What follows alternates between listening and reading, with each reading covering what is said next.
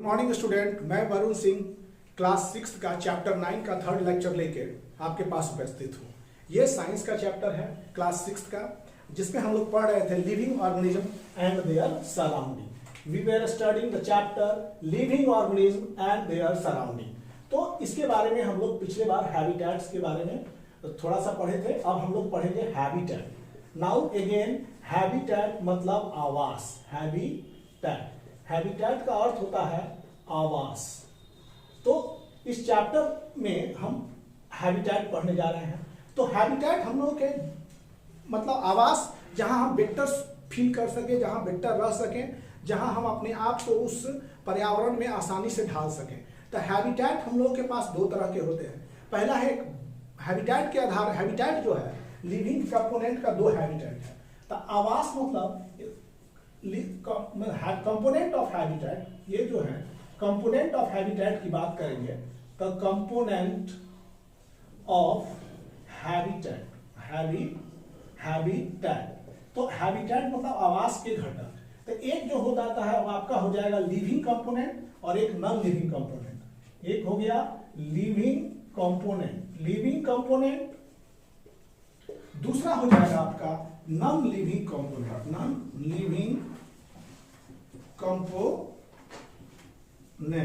Living component and non living component.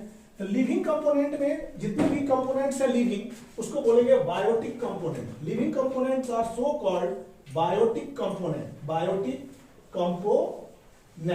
तो हम लोग बायोटिक कंपोनेंट मतलब कि हैबिटेट में जो कंपोनेंट है, एक हो गया आपका बायोटिक और दूसरा हो गया आपका नॉन लिविंग मतलब एबायोटिक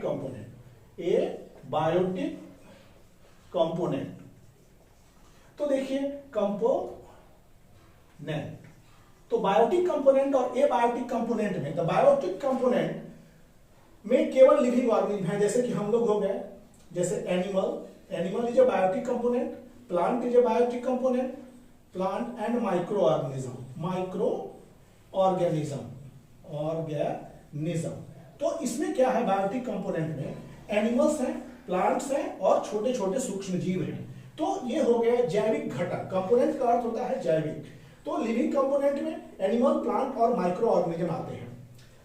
नॉन लिविंग कंपोनेंट्स जो होते हैं उनमें क्या क्या आता है, तो जैसे कि हो गया एयर, जो नॉन लिविंग है, सॉइल, वाटर, टेम्परेचर, ये सब नॉन लिविंग कंपोनेंट है। तो हमारे हैबिटेट के दो कंपोनेंट, ये living component, non living component, दोनों एक दूसरे से इंटरैक्ट करते हैं। We interact with each other, दोनों एक दूसरे से परस्पर एक दूसरे से इंटरैक्शन करते हैं। तो ये क्या करते हैं, इंटरैक्ट, ये एक दूसरे से इंटरैक्ट करते हैं। तो living component non living component के साथ हमेशा इंटरैक्शन होते रहता है।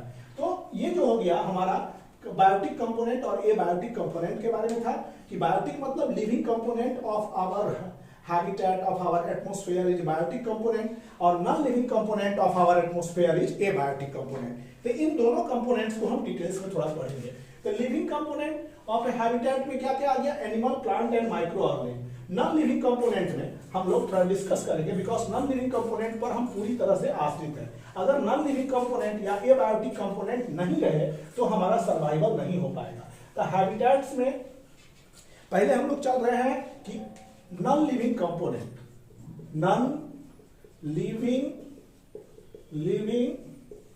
कंपोनेंट में non living thing of habitat is abiotic component. मतलब इसको नॉन लिविंग कंपोनेंट को क्या कहते हैं हम लोग, एबायोटिक कंपोनेंट। और इसमें दूसरा चीज क्या है कि इसमें आते हैं कौन कौन, रॉक आ जाते हैं, air, water, sunlight, temperature, these all things, ये जो हो गया हमारा एबायोटिक कंपोनेंट है। हम लोग इनसे इंटरैक्टेड होते हैं। एबायोटिक फैक्टर हमारे बायोटिक फैक्टर के सर्वाइवल के लिए बहुत एसेंशियल है। अगर एयर नहीं रहे तो बायोटिक फैक्टर नहीं रहेगा, वाटर नहीं रहे तो बायोटिक फैक्टर नहीं रहेगा। मतलब हम पूरी तरह से एबायोटिक फैक्टर पर डिपेंड हैं। We are dependent on abiotic factor because abiotic factor से ही हमारा सर्वाइवल है। अगर टेम्परेचर, लाइट, सनलाइट, वाटर, इन तीनों एबायोटिक फैक्टर को हटा दिया जाए तो हमारी सर्वाइवल नहीं हो पाएगी। तो living thing depends on abiotic factors necessary for existence and survival also। अब यहाँ पर abiotic factor में देखिए, अब इसमें हम बात करेंगे soil is also abiotic factor है आपका। तो soil क्या करता है कि soil बहुत सारे जैसे पौधे हैं तो पौधे के कहाँ जन्म लेंगे, soil में। तो soil क्या होता है, soil जो है प्लांट के ग्रोथ के लिए न्यूट्रिएंट प्रोवाइड करता है। soil provide nutrient for plant, provide nutrient to plant for their growth, उनके ग्रोथ के लिए सॉइल न्यूट्रिएंट प्रोवाइड करता है। अगर मिट्टी में बहुत सारे मिनरल्स पाए जाते हैं जो पौधे लेते हैं, पौधे ले करके और वो रिसाइकल करते रहते हैं हमारे एटमॉस्फेयर में, तो सॉइल से पौधे को न्यूट्रिएंट मिलता है जिससे प्लांट ग्रो कर पाते हैं। दूसरा चीज, अगर एयर की बात करें तो पौधे एयर से क्या लेते हैं, कार्बन डाइऑक्साइड खींच लेते हैं। तो कार्बन डाइऑक्साइड क्या होता है, to make food, CO2 from our atmosphere, from air is needed for making of food। हमारे फूड को बनाने के लिए CO2 बहुत ही नेसेसरी है। CO2 from air is needed for making food by the process of photosynthesis। Photosynthesis कौन करते हैं, फोटोसिंथेसिस पौधे करते हैं। तो सॉइल न्यूट्रिएंट प्रदान करता है, एयर से पौधे कार्बन डाइऑक्साइड लेते हैं और वो अपना भोजन स्वयं बनाते हैं। तो दूसरा एबायोटिक फैक्टर हमारा एयर था। तीसरा अगर हम बात करें H2O, तो it required for the formation of food. This is also required for the formation of food। CO2 भी चाहिए पौधे को, क्यों, क्योंकि ताकि उससे उसका भोजन बन पाए। तो CO2, H2O और क्लोरोफिल के सहायता से पौधे अपना भोजन स्वयं बना लेते हैं। तो CO2, H2O is abiotic factor, और उस एबायोटिक फैक्टर से पौधे अपना स्टार्च बनाते हैं, पौधे स्टार्च बनाते हैं और हम लोग उस स्टार्च पर निर्भर करते हैं। We directly depends on a green plant, हम लोग हरे पौधे पर निर्भर रहते हैं। तो ये हो गया नॉन लिविंग थिंग। अब इसमें चलते हैं हम लोग, H2O था। अब temperature is needed. What is temperature, अगर एबायोटिक फैक्टर टेम्परेचर है,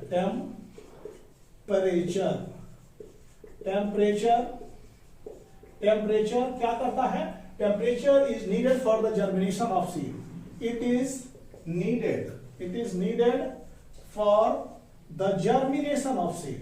जर्मिनेशन ये पौधे के अंकुरण के लिए बहुत उपयुक्त चीज है। जर्मिनेशन ऑफ सीड, उचित टेम्परेचर नहीं मिले, प्रॉपर टेम्परेचर नहीं मिले तो सीड कैन नॉट जर्मिनेट। मतलब इफ प्रॉपर टेम्परेचर पर सीड जर्मिनेट करते हैं। तो ये भी एक एबायोटिक फैक्टर है जो देखिए प्लांट के सीड्स के जर्मिनेशन के लिए बहुत उपयोगी है।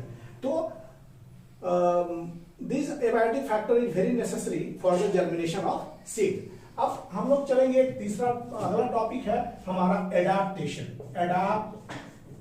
एडाप्टेशन हम अपने एडाप्टेशन को हिंदी में कहते हैं अनुकूलन। अनुकूलन इज कॉल्ड एडाप्टेशन। तो एडाप्टेशन के बारे में हम लोग चलेंगे कि specific body features which enable plant and animal। ये एक स्पेसिफिक बॉडी फीचर है which enables plant and animal to live in particular habitat। तो एडाप्टेशन क्या है, एडाप्टेशन क्या होता है, स्पेसिफिक बॉडी फीचर। हमारे बॉडी के शरीर के अंदर कौन सा ऐसा फीचर है जो हमको डिफरेंट वातावरण में सूट करता है। डिफरेंट वातावरण में हम उसके अनुसार एडजस्ट कर जाते हैं। We adjust our self according to our environment and this adjustment, ये जो है इसको कहते हैं हम लोग एडेप्टेशन। हमारा बॉडी जो है वो सूटेड हो जाता है डिफरेंट एनवायरमेंटल कंडीशन के प्रति, डिफरेंट, तो इसको एडेप्टेशन कहते हैं। जैसे कि मान लीजिए कि गर्म से सर्द, सर्द से गर्म, ये सब हमारा बॉडी जो है वो झेल रहा होता है, तो इसके प्रति शायद हम अनुकूलित हो गए हैं, तो इसको एडेप्टेशन कहते हैं। तो एडेप्टेशन हम लोग बात करेंगे कि specific body feature, specific body feature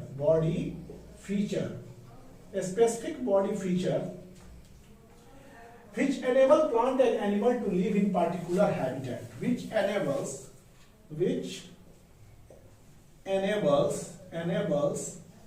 plant and animal to live in particular habitat,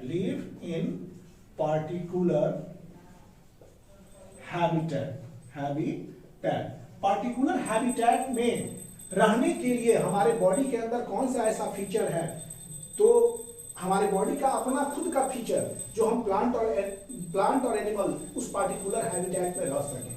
the feature inside your body which makes adaptive to the habitat is called adaptation। मतलब कि डिफरेंट फीचर्स हमारे शरीर के अंदर जिसके कारण हम पार्टिकुलर हैबिटेट में रह सकते हैं, दिस इज एडेप्टेशन। तो एडेप्टेशन बहुत स्लो प्रोसेस होता है। तो हैबिटेट जो होता है एंटायरली एनवायरमेंटल कंडीशन, तो हैबिटेट जो होता है वो आपका डिफरेंट काइंड का होता है। हैबिटेट, आवास हमारा डिफरेंट काइंड का है। तो डिफरेंट काइंड का आवास जो होता है कि इसमें entirely different type of habitat. मान लीजिए कि अगर हैबिटेट डिफरेंट टाइप के हैं तो एडेप्टेशन पहले देख लिए। तो अब अगर हम बात करेंगे कि हमारे पास हैबिटेट जो है वो डिफरेंट काइंड के, we have got different type of habitat. तो हैबिटेट की बात करते हैं तो हमारे पास डिफरेंट टाइप को हैबिटेट है और उस हैबिटेट के प्रति हम लोग, there are different kind of habitat. देखिए habitat, there are different kind of habitat. हमारे हैबिटेट के डिफरेंट काइंड है, we have got different type of habitat entirely. तो डिफरेंट काइंड ऑफ हैबिटेट में क्या होता है, एंटायरली डिफरेंट एनवायरमेंटल कंडीशन, वहां की पर्यावरण जो है पूरा डिफरेंट है। डिफरेंट हैबिटेट में different environment, different kind of environment have different environmental condition, different environmental condition, different type of habitat have different environmental condition। हमारे डिफरेंट हैबिटेट में डिफरेंट एनवायरमेंटल कंडीशन है, जैसे कि हर जगह का टेम्परेचर एक जैसा नहीं है। Different states have different temperature, अलग अलग जगहों पर अलग अलग टेम्परेचर मिलेगी, अलग अलग रेनफॉल मिलेगा, अलग अलग डाइवर्सिटी मिलेगा। मतलब कि डिफरेंट, हर हैबिटेट्स जो होते हैं एक जैसे नहीं होते हैं और हर हैबिटेट की अपनी पर्यावरणीय स्थिति अलग अलग होती है। तो जैसे कि temperature and amount of water vapour, they have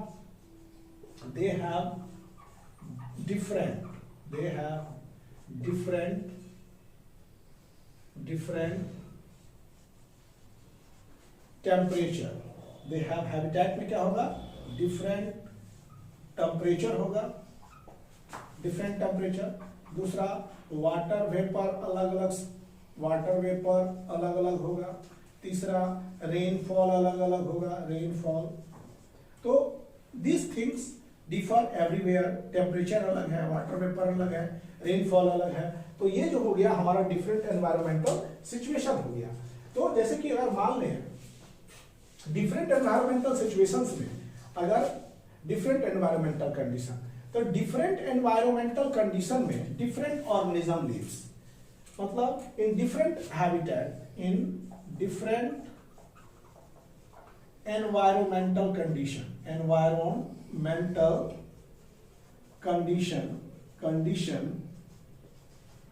different type of organism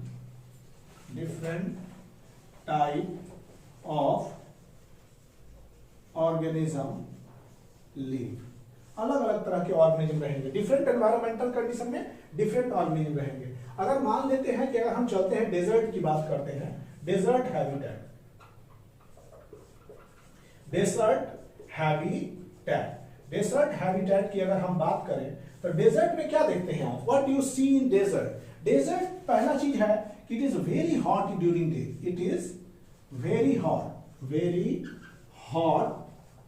during day, during day, दिन के समय में ये बहुत गर्म होता है, पहला हो गया।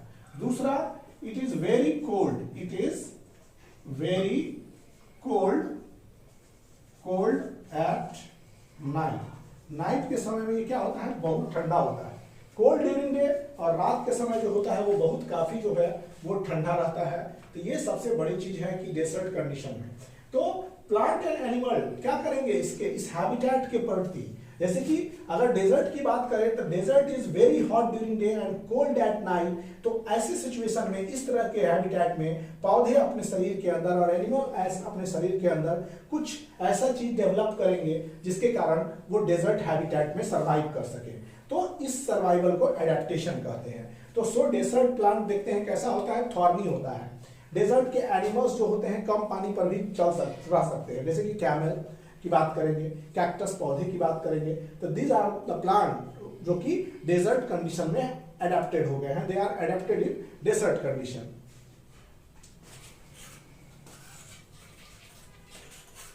दे are adapted in desert condition. तो जैसे कि इसके कारण क्या करते हैं डेजर्ट में, सो plant develop,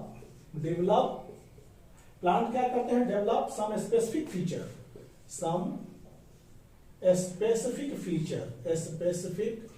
feature in their body, अपने बॉडी में वो स्पेसिफिक फीचर डेवलप कर लेते हैं, due to which they can survive in dry condition, due to which they can survive in such environmental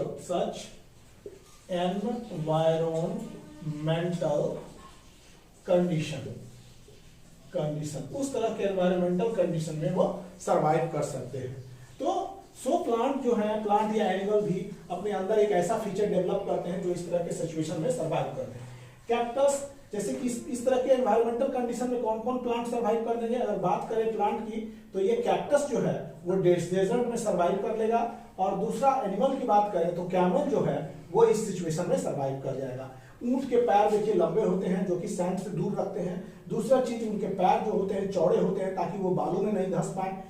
देखिए दीज आर द एडेप्टेशन जो कि sand में रहते हैं उनके लिए। और तीसरी बात करें कि उसके शरीर के ऊपर हम्प होता है जो कि फैट्स को स्टोर करता है, ताकि वो अगर मान लीजिए कि पानी नहीं मिले तो उस फैट से अपना काम चला ले। कैक्टस के प्लांट थॉर्नी होते हैं, इनके प्लांट देखिएगा, अगर कैक्टस की बात करें तो इनके प्लांट थॉर्नी होते हैं, इनके ऊपर से थॉर्न निकले होते हैं, ये थॉर्नी प्लांट। और ये थॉर्नी प्लांट क्यों होते हैं, क्योंकि ट्रांसपिरेशन में वाटर को कम रिलीज कर सके, ये कम से कम वाटर को जो है वो रिलीज कर पाते हैं। कैक्टस के पौधे ट्रांसपिरेशन के दौरान कम से कम वाटर को लूज करने के लिए उनका लीफ जो है मॉडिफाई हो जाता है थॉर्न में, उनके पत्ते जो हैं वो थॉर्न में मॉडिफाई कर जाते हैं कैक्टस के। तो cactus is adapted in desert condition, क्यों, क्योंकि इनसे कम इनका लीफ जो है कांटा में बदल जाता है, पत्ती जो है आगे चल के कांटा में बदल जाता है, और ये कांटे के दौरान जो है ट्रांसपिरेशन कम हो जाता है। और कैमल के एडेप्टेशन की बात आप सुने तो हम लोग देखें कि प्लांट और कैक्टस और कैमल आसानी से रह जाएंगे और इजीली, क्योंकि उनके बॉडी में इस तरह का कुछ चेंजेस आ गया है, so they can easily survive in this condition, ये आसानी से इस कंडीशन में सर्वाइव कर पाएंगे।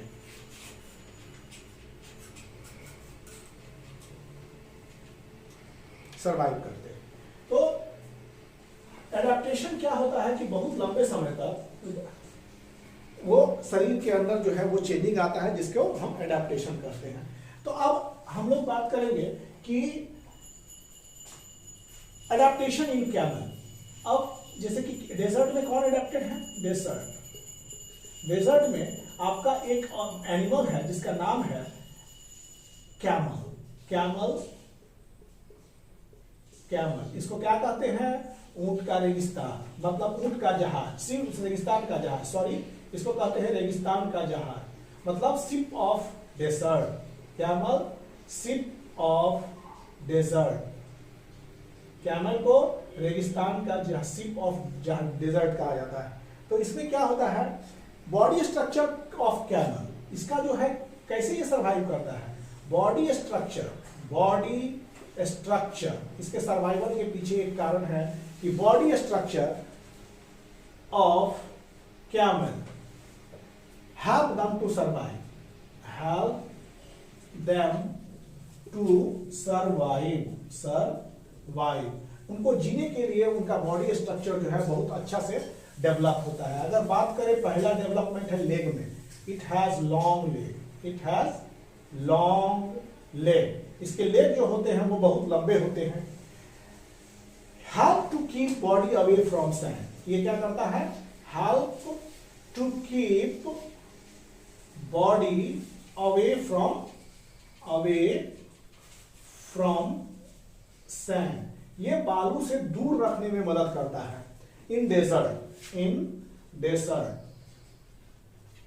में it can drink large amount of water, दूसरा it can drink large amount of water, ये पानी को जो है बहुत हद तक पी सकता है। It can keep large amount of water and when available, जब इसको जरूरत पड़ता है तो बहुत ज्यादा, व्हेन वो पानी पी लेता है। And it store in the body, उसको स्टोर भी करता है, it store in the body. Generally ये फैट के रूप में, फैट मेटाबोलाइज होके वो पानी में कन्वर्ट हो जाता है। Camel body is adapted to save water, camel खुद का, उसका बॉडी भी जो है कैमल का, वो इस तरह से एडेप्टेड रहता है कि वो पानी को ज्यादा से ज्यादा सेव करे, उसके शरीर से पानी का लॉस और स्वेट का लॉस कम होता है। तो बॉडी ऑफ कैमल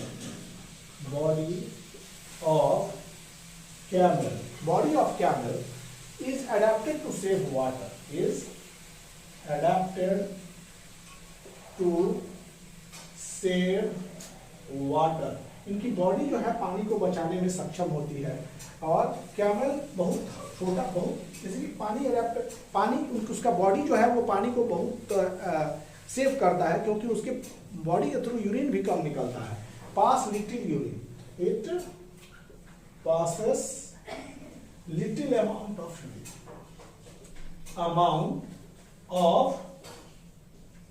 urine, ये यूरिन बहुत कम रिलीज कर पाता है, urine very less amount of.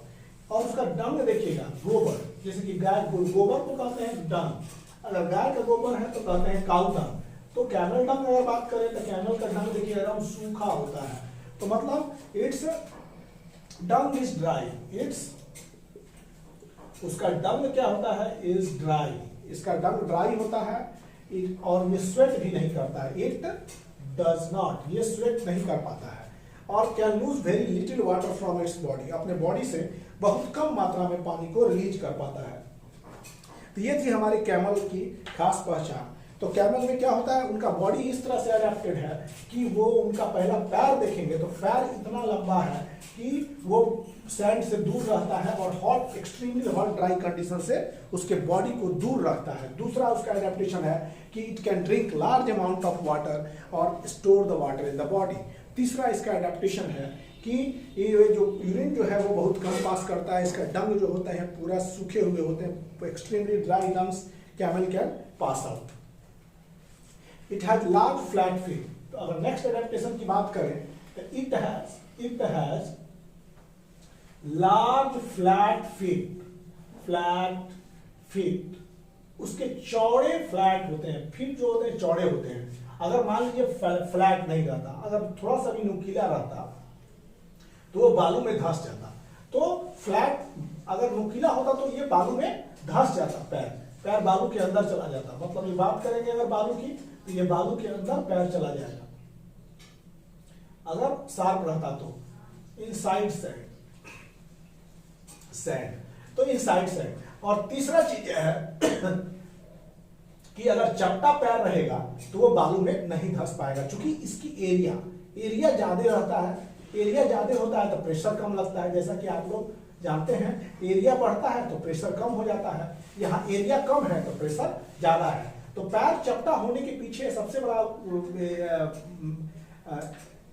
Work है, सबसे बड़ा चीज है कि एरिया जो है चपटा होने से एरिया बढ़ती है, जिससे फोर्स पर यूनिट एरिया कम हो जाता है और प्रेशर कम होता है। अगर प्रेशर ज्यादा हो जाएगा तो पैर धंस जाएगा। तो चपटा पैर ऊंट को रेगिस्तान में चलने में बहुत मदद करता है, डेजर्ट में चलने में बहुत मदद करता है। अच्छा, एडेप्टेशन की बात करें, अब हम लोग चलते हैं कि एडेप्टेशन इन फिश में कैसा कैसा अनुकूलन है, इसके बारे में हम लोग पढ़ेंगे। अब हम लोग देखेंगे एडेप्टेशन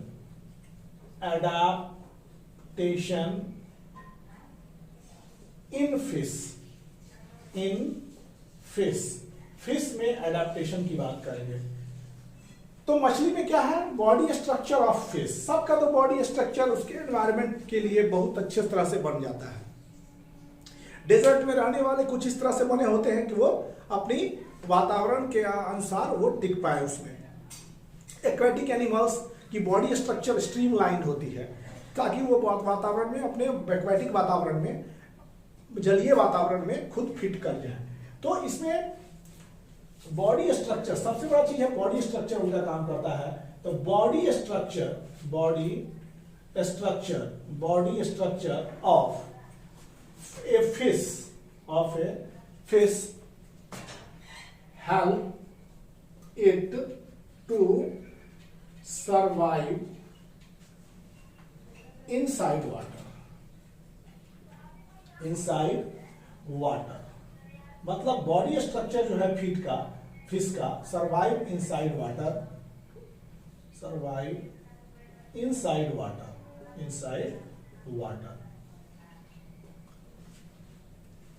अब इसमें क्या करते हैं कि फिश का देखिए हेड, ट्रंक और उसका जो है टेल।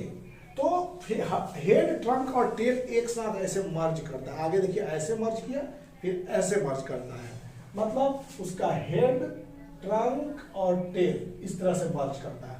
तो ये हेड रीजन की बात करें, कुछ ऐसे जाके ऐसे हेड, ट्रंक की बात करें फिश के, तो हेड ये हो गया ट्रंक,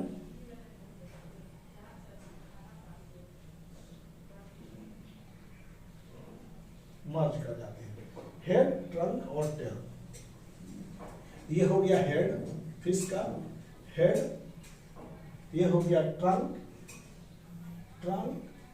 और ये हो गया टेल रीजन। तो head, trunk and tail merge to form streamline body. इस तरह के बॉडी को क्या कह दिए, स्ट्रीमलाइन, जो इधर से टैपरिंग है, इधर से टैपरिंग है। तो ऐसे बॉडी को क्या कहते हैं, स्ट्रीमलाइन बॉडी। देखिएगा फिर streamline body, this is a streamline body. तो हेड इसका क्या होता है, head, trunk and tail merge to form streamline shape, merged to form a streamlined shape।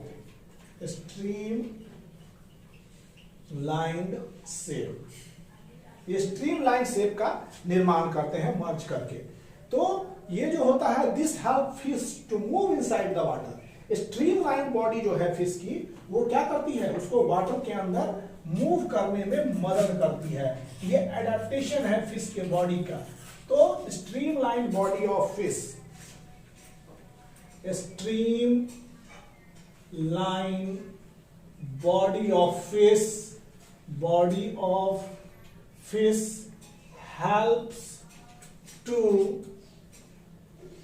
helps to move inside the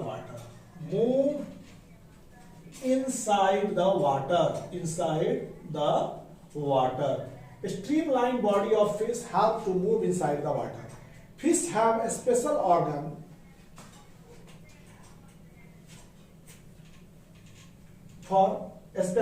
उसका डेवलप किया है, इसके पास स्पेशल ऑर्गन है। Fish have special organ.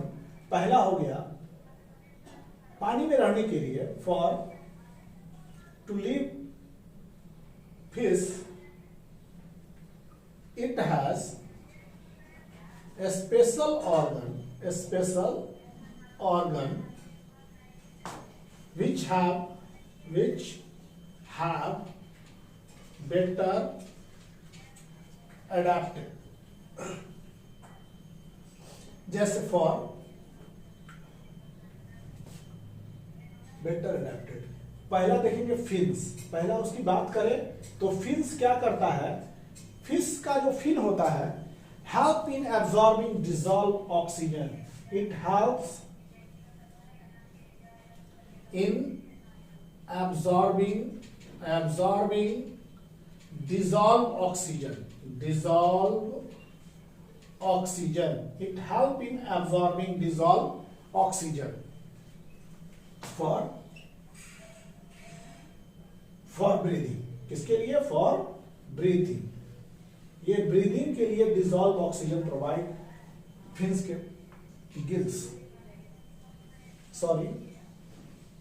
Gills helps in absorbing dissolve oxygen for breathing.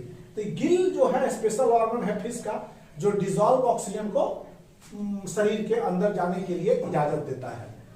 दूसरा है slippery scale, slippery scales. उसके scales देखिएगा शरीर के बॉडी में तो पूरा चिकना चिकना स्लिपरी स्केल रहता है, जिसको छुड़ाया जाता है। सब जितने भी फिशरमैन होते हैं उसको छुड़ाते हैं। तो slippery scales over the body, उसके चारों तरफ स्लिपरी स्केल होते हैं। अगर बात करें स्केल की तो स्लिपरी स्केल, ये स्केल ऐसे लगे रहते हैं, इसको छुड़ाया जाता है, ये स्केल्स हो गए। स्लिपरी स्केल्स क्या करते हैं? They have slippery and it protect to water entering inside the body. तो protect body from water, it protect, क्या करता है? ये प्रोटेक्ट करता है, प्रोटेक्ट इट फ्रॉम वाटर, इसको वाटर से प्रोटेक्ट करता है। It protect and help in easy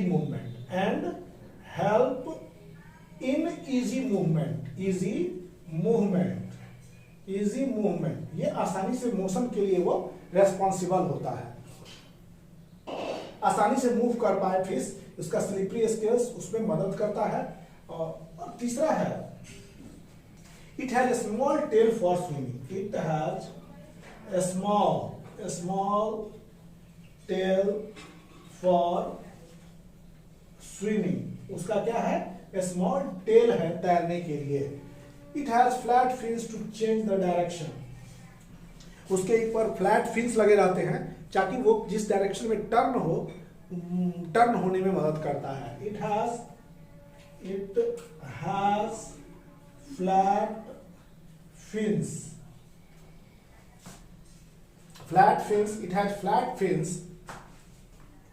to change direction, उसमें फ्लैट फिन होता है डायरेक्शन को चेंज करने में। देखते होंगे फिश के ऊपर जो है लगा रहता है फिन्स, शार्क वगैरह को देखिएगा वो आसानी से डायरेक्शन को तेजी से घुमाता है। तो फिश जो होता है डायरेक्शन को चेंज करने में मदद करता है।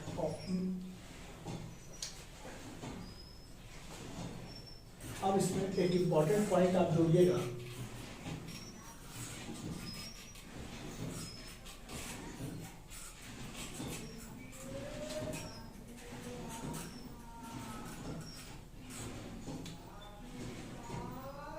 नोट, इसमें नोट कीजिएगा adaptation to habitat, adaptation to a habitat, a habitat does not takes place in short period of time,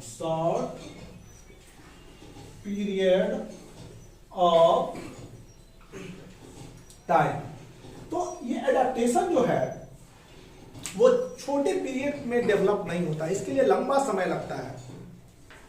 जिस तरह की एडेप्टेशन होता है बहुत लंबे समय के बाद हम लोग वातावरण के प्रति अनुकूलित होते हैं। टेरेस्ट्रियल एनिमल वाटर में नहीं रह सकते हैं क्योंकि उनके लिए वो एडेप्टेड नहीं है। टेरेस्ट्रियल मतलब स्थल पर रहने वाले जानवर पानी में नहीं रह सकते हैं, पानी पर रहने वाले जानवर स्थल में नहीं रह सकते हैं, क्योंकि उनके लिए वो एडेप्टेड नहीं है।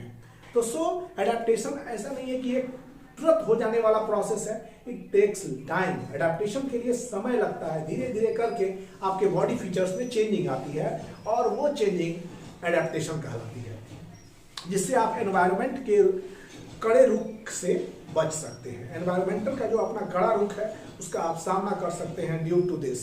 अब लोग पढ़ेंगे कि कुछ टेरेस्ट्रियल एनिमल्स के बारे में और टेरेस्ट्रियल हैबिटेट्स के बारे में। अब जो अगला टॉपिक है इसमें हम सम टेरेस्ट्रियल